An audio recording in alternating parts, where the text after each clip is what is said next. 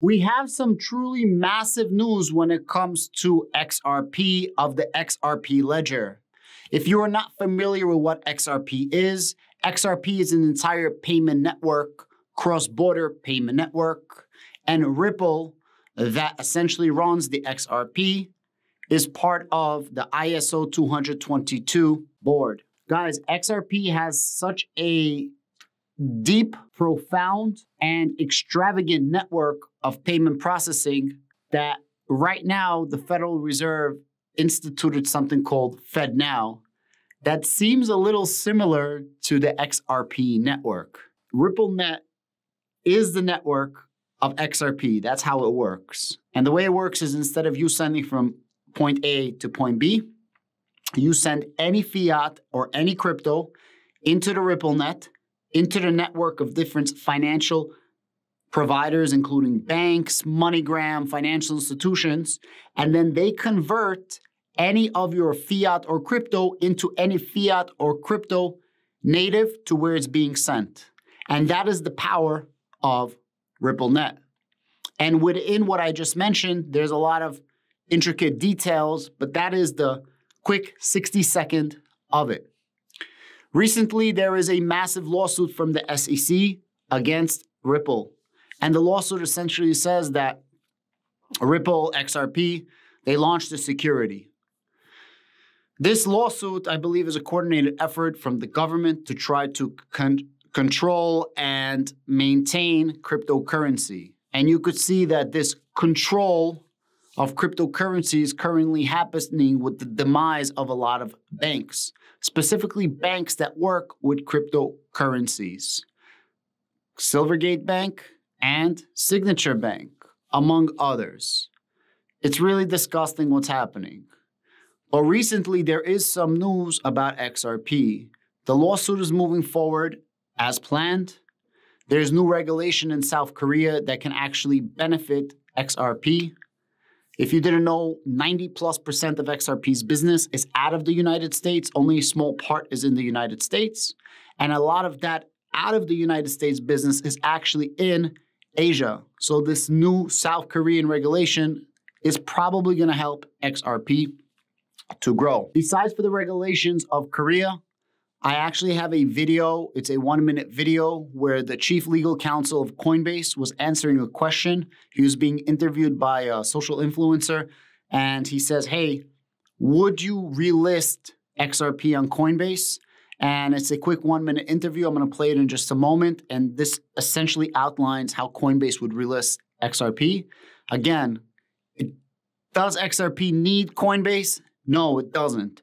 Will it help? Yes, tremendously, because Coinbase essentially is the gold standard for central exchanges. That is the first exchange that everybody goes to. And then finally, we have this movement of CBDCs. We have the movement of FedNow, instant payments. And you could just see which direction, right, everything is going. XRP that has a, Ripple Corporation on top of it kind of makes it easier for financial institutions to work with a corporation as opposed to just, hey, a crypto. Because there's somebody, some entity that can be held responsible and that can help with transactions. I know nobody wants to hear this, but this decentralization of cryptocurrency is not happening. Centralization of cryptocurrency, and I'm not saying that's what I want, I'm saying that's where it's going, and I'm not saying that XRP is central or decentral. I'm not saying any of that. I'm just saying everything's leading towards a certain point where cryptocurrency and whatever niche that cryptocurrency is used for needs to be integrated into the broader general market. And XRP has an extremely unique case. Everything being used in RippleNet relies on XRP for all of the conversions and the instant payments. Finality for XRP Ledger is sub 5 seconds. Transaction fees, sub 1 penny.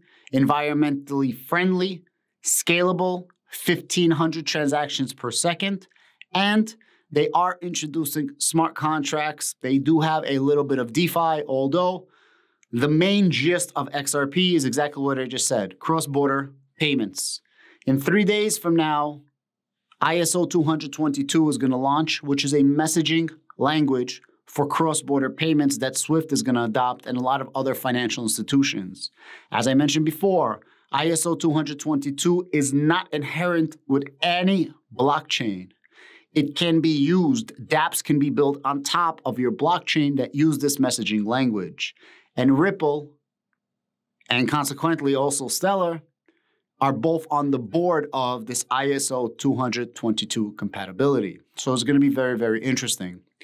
I'm going to go over to my desk in just a moment, and I'm going to show you the videos that I was talking about. I started a series where I buy $50 a day DCAing into various different cryptocurrency projects.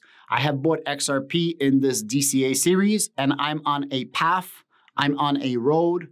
I'm honed and pinpointed to get to a $1 million cryptocurrency portfolio. And in doing so, I DCA.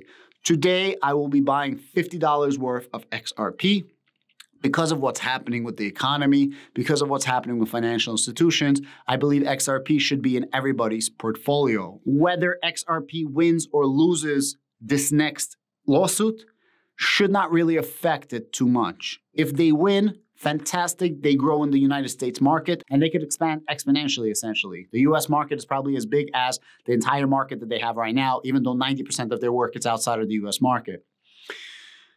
XRP is not sold on Coinbase. I use KuCoin. If you want a link to KuCoin, I have it down below in the description. Easy to buy. I buy all my cryptocurrencies pretty much for this series on KuCoin.